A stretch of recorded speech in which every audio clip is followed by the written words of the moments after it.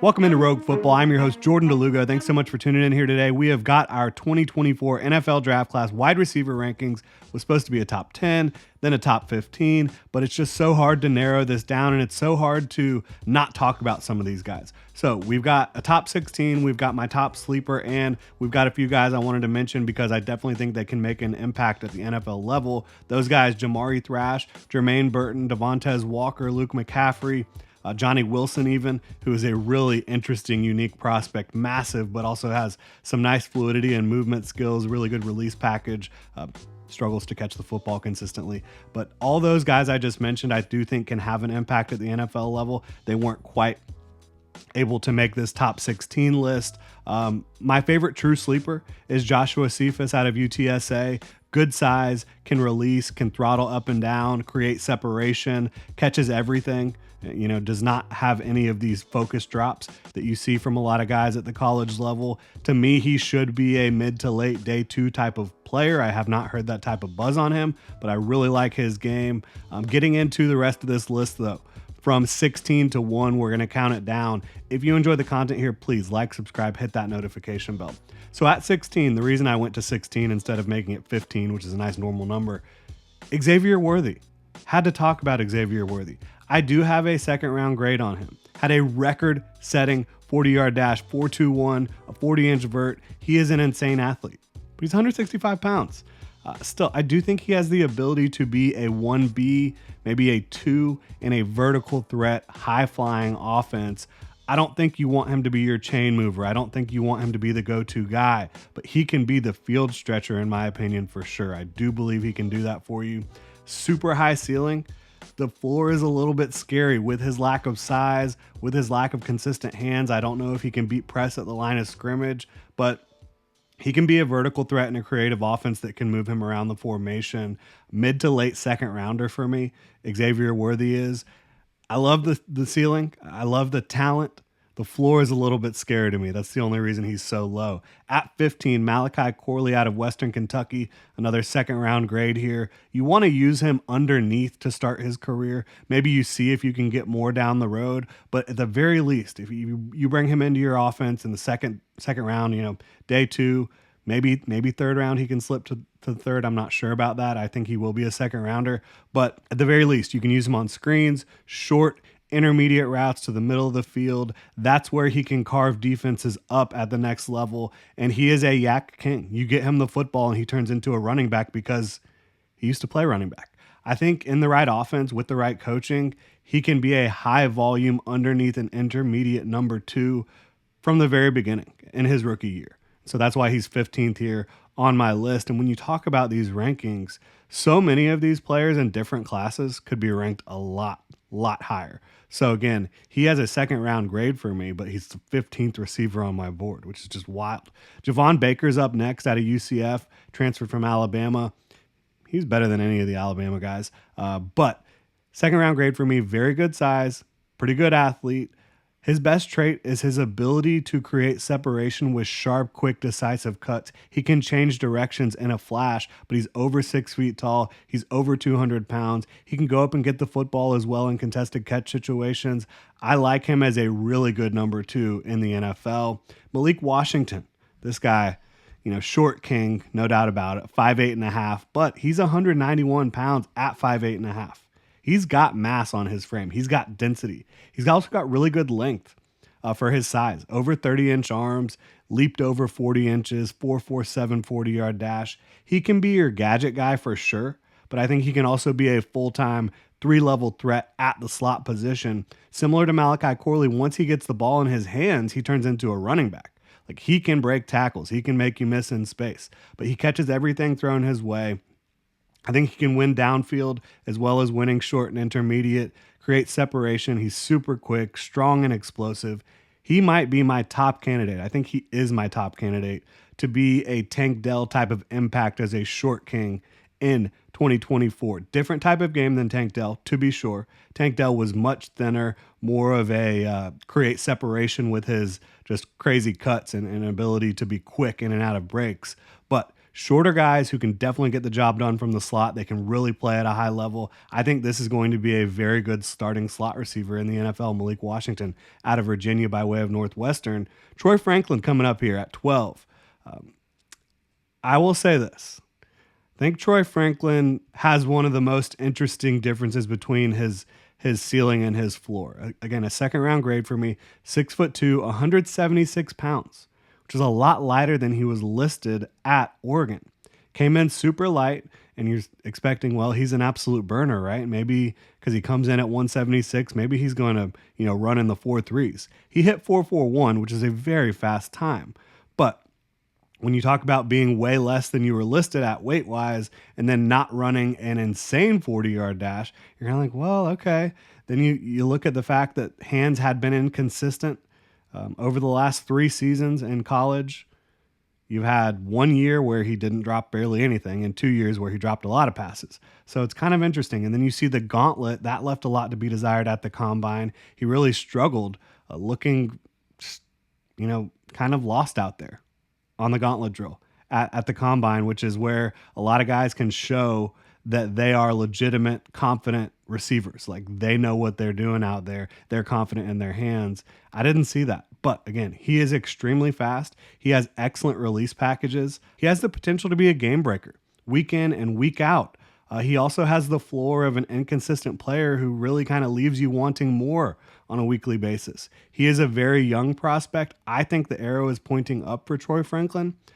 I think that he has a chance to be a really, really good number 2 receiver in the NFL. But again, there's a big difference between that ceiling and that floor there for him. Ricky Pearsall at number 11. I have a second round grade on him as well. 6'1", 189 pounds. Insane day at the combine for him. A 4.41 40-yard dash, 42-inch vert. He aced everything. He's been productive in some not so good offenses in his college career.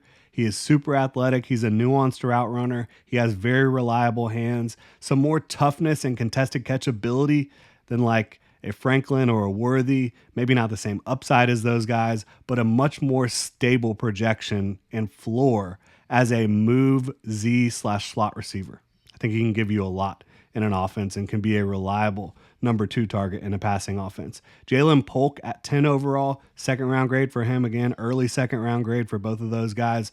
Just does everything really well. A very balanced receiver. Great hands, great body control, explosive athlete, not the craziest top end speed, right? But he can get to full speed really quickly. He accelerates in a flash. I think he's a wide receiver too in the NFL who can line anywhere for you and win at all 3 levels. So I really like the game that he brings. Forgot to mention Jalen McMillan earlier as well. His teammate from Washington, him and Rome Odunsi's teammate. Jalen McMillan is someone who's going to make an impact at the NFL level as well. He's just not quite in this top 16. But would I rather have Jalen McMillan like in the 3rd round than Xavier Worthy in the 2nd round? Yeah, I think I would. I definitely would. Ladd McConkey at number 9 overall here. Early 2 for him. Route running extraordinaire. Strong hands. Silky smooth change of direction. But also a great athlete. 4.39 40-yard dash. He is kind of in that same mold to me as a Ricky Pearsall in his usage, a move Z, a slot receiver who can just eat up space and you just can't cover him.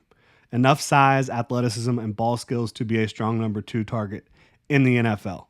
Next guy, similar boat. At number 8 overall, Roman Wilson, early second round grade. I have zero question about his projection. Starting Z/slot receiver, move him all around the formation. Similar to a lot of the guys we just talked about, as I mentioned, right? But he's a 4.39 40-yard dash guy, super explosive, super quick in and out of breaks. He's tough as nails. That's the one thing he brings a little bit more, in my opinion, than Ladd McConkey and Ricky Pearsall, who are both tough players in their own right. But Roman Wilson really brings it. I mean, he is an impressive blocker. He catches everything, blocks his ass off. I think that he will be more productive in the NFL than he was in college. He was in a run-first offense at Michigan. He did all the dirty work there. I think he's going to be rewarded at the next level and be a high-volume receiver for whichever team drafts him. At number 7, this is a guy, another really interesting one, kind of scary. early second round grade, but the bottom line is he has the potential to be an alpha, the potential to be a number one. He has the freak show size, speed, explosiveness combo. He is Xavier Leggett. Strong hands, a little raw as a route runner, but it might not matter because he's just so much bigger and faster than everyone else on the field. He was the fastest timed ball carrier in football, regardless of whether you're talking about college or the NFL last year. Someone has to take a shot on him early, and I think that it could go either way depending a lot on which team drafts him, how they coach him up, the type of role they put him in the offense. But I think Xavier Leggett has the potential to be a true game changer, to be an alpha wide receiver, and that's why I have him ahead of some guys that I have a more stable projection on. But he is someone that has a chance to be a true wide receiver one. At 6 overall, first round talent. I've got 6 guys that have true first round grades here. Brian Thomas Jr., all-world potential. Usage a little bit limited at LSU. You want to see some more in terms of variety with that route tree, but you cannot quit on this talent. The guy is 6'3", 210 pounds, ran a 4.3 40-yard dash. I mean, leaped out of the gym. He led college football in touchdown receptions. He can create separation at all 3 levels. You're just going to have to work with him on that route tree. And maybe early on, you get him in a situation where he can just be a vertical threat for you. And then you start adding more and more nuance to the game that he brings to you. But just too much talent to pass on. Like, you've got to land him in the first round at some point. Some team is getting a very, very talented receiver. A receiver that has the physical ability to potentially be a top 5 type of guy in the NFL at some point in his career at the wide receiver position. Has the chance to be a true number one. At number 5, Adonai Mitchell, another guy, all-world potential, not quite as tall as Brian Thomas Jr., but every bit as athletic. And the great thing about him, he does not drop the football at all. And he's a guy that can create separation right now on a lot more different routes. Like, he has experience running a lot more of the route tree, and just unbelievable athlete who is, I would say, a little bit more flexible than Brian Thomas Jr., and they're right in the same range. I love both of them. The reason I like Adonai Mitchell more is I believe more in his ability to separate at all 3 levels.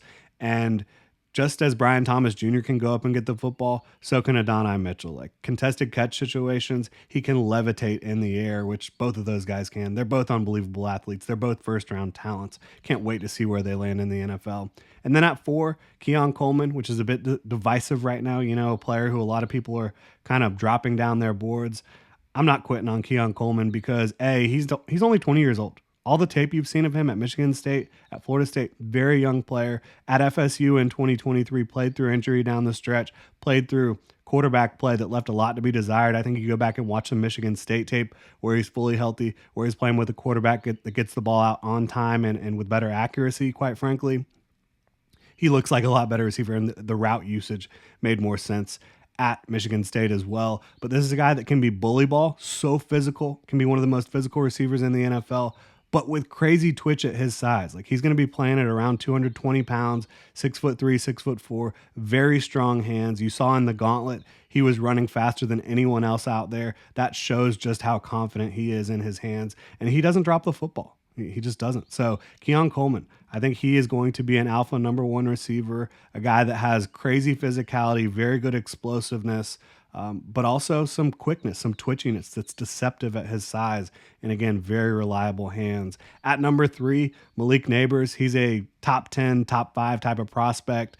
He's a blue chip player for me. There is no one more explosive to win at the second and third level of the offense or of the defense than Malik Neighbors. Like, he is just pretty much uncoverable. It's uncanny how quickly he moves, how quickly he gets in and out of breaks, and just how much faster he can move step for step than the opposing defender, right? So I think Malik Neighbors is going to be an insanely tough cover in the NFL. At number 2, Rome Odunsi, a top 5 prospect for me, complete game, blue chip, fluid athlete, great size, great hands, can do it all, can separate, can come down with contested catches. I just think he is going to be a star the second he steps out on the NFL field. for whatever team is lucky enough to land him. And then at number 1, you already knew it, Marvin Harrison Jr. To me, he's the best wide receiver prospect I've scouted. Started doing this back in 2018. Best route runner in the class, great size, great body control, great hands, contested catch guy. He can create separation at all 3 levels of the field, but he can also go up and get it in contested catch situations. He is too good. He is the son of a route running legend in Marvin Harrison Sr., and he brings that to the field, but he brings more size than his dad did. He brings, just a bigger frame, can go up and get the football at all 3 levels. I think Marvin Harrison Jr. is immediately going to be like a top 10 receiver at worst in the NFL the moment he steps on the field. So can't wait to see how it goes for all these guys. Those are my 2024 wide receiver rankings. I think that this is a legendary class potentially in the making. I think, like I said, you've got 6 true first-round talents, a handful or more than a handful, a couple handfuls of guys that can be kind of number 2 weapons in an offense, and a lot more guys down the board that have a lot of room for growth and potential. So I cannot wait to see how it plays out. If you enjoy the content here, please like, subscribe, and hit that notification bell. Let me know in the comment section what you think about these wide receiver rankings, kind of how you differ or agree with what I've said here. Really appreciate y'all. Have a good one.